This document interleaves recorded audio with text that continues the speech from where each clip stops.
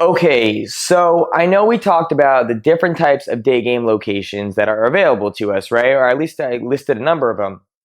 But there are definitely some locations that are better than others when it comes to pulling women from the daytime. And the easiest way to describe what they are is that the best locations are really the ones with the fewest obstacles. Okay, so for example, I know when I talked about day game environments, I listed coffee shops and grocery stores. I talked about college campuses, busy intersections, and areas that are like those, right? And the truth is, those spots are very good for meeting women, and that's why I mention them. But my favorite spots, personally, are what I call leisure spots, which are spots where people go to hang out, right? They go there on their free time, like tourist locations, beaches, parks, outdoor shopping malls, and any area that's kind of like those. And the reason why I like them is, well, for a number of reasons. The first one is that there's only so long that people could go there before they're pretty willing to leave. So, for example, how long could you ever really hang out in a park, right? You probably go there, and then after like an hour, maybe less, maybe a little bit more, you're pretty willing to leave, right? You're not committed to staying there for hours upon hours upon hours. You're going to get bored after a while. Now, the second reason why I really like these areas is because even if you're okay with staying there for a while, like a mall, or you're okay with just hanging out in the park and sunbathing or whatever, a lot of people still really are not that committed to staying there, and they're willing to move to a better place after a little while, aka your home. Okay, so they're not that committed to staying there, and it's not like they paid any money or they're being paid to be there that they're committed to staying there. They're just hanging out. The third one is when they're at these locations, they tend to have a lot of free time, which means you're probably not going to be dealing with too many time constraints where they have to be back at work in 20 minutes generally, right? You're not going to have that often.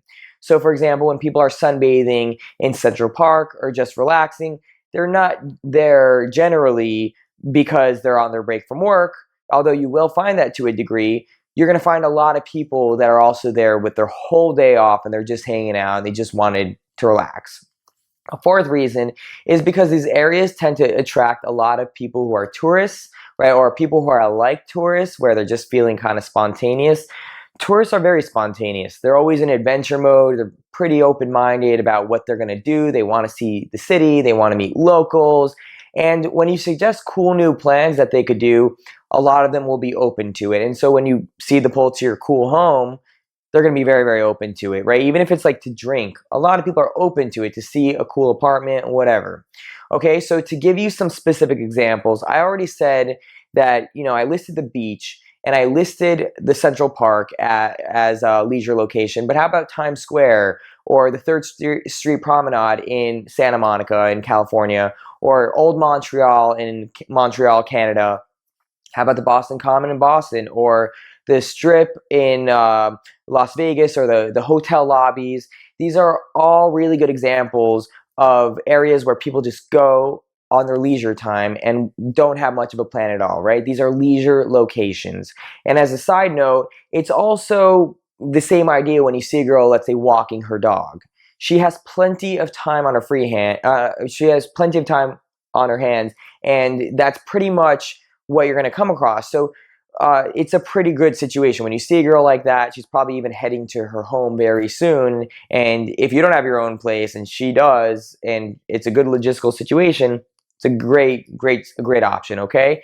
So you want to be really mindful of all these areas where you're likely to meet women that have clear schedules, and you still want to make sure at the same time that you're pretty much honoring and respecting the other logistical factors of being able to pull this off well, okay? So you still always want to be staying close to the venue or wherever you're going to meet girls, right?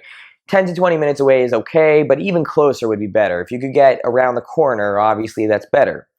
These areas should be filled with large volumes of women, right? A lot of women, and the type of women that you're interested in. Meaning, don't go to areas that only have a few women, and don't go to areas that have women that tend to be either like too young, like some malls, or the girls are 15. Don't go to areas where the women are too old, too religious, married, and so on, okay? They need to be available. And I think that last one about going to areas with large volumes of women, I don't think that needs a lot of explanation. I think you get the point there. I just really don't want you to find yourself in too many situations where you're walking around for 10, 20 minutes or even longer before you see girls that are, you want to meet, okay? And you also want to be careful about work environments, especially during work hours where women are pretty much just going to be busy, right? They're going to be on their lunch break.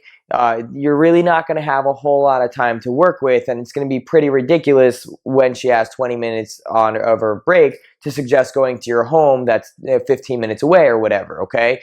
If you live really close by, then, maybe if she has an hour, you could pull it off, okay, and you just handle that.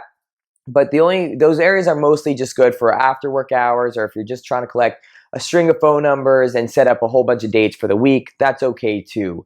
Now, that leads me into my next point. You really want to pay attention to the day times that you're meeting girls of the day as well as the times, right?